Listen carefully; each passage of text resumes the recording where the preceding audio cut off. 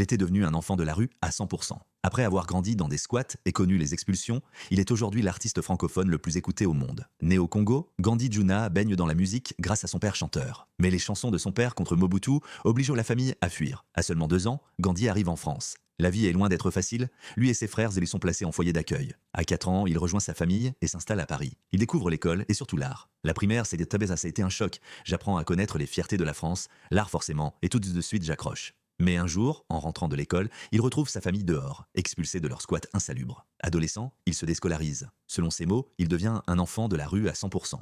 Mais une chose ne le quitte jamais, sa passion pour la musique. À 18 ans, il enchaîne les petits boulots le jour et les freestyles le soir. En 2002, il rejoint la section d'assaut. Le groupe explose, remplit les salles d'RCDO et décroche plusieurs disques de diamants. À 27 ans, il se lance en solo. C'est là que naît Maître Gims. Puis, le 28 septembre 2019, il devient le premier rappeur francophone à remplir le Stade de France. Il change son nom en Gims et devient l'artiste francophone le plus écouté au monde. Aujourd'hui, son palmarès est impressionnant. 35 disques de platine, 36 disques d'or et 24 disques de diamant. De la rue au sommet du monde. Voici l'histoire de Gims. Like, partage, abonne-toi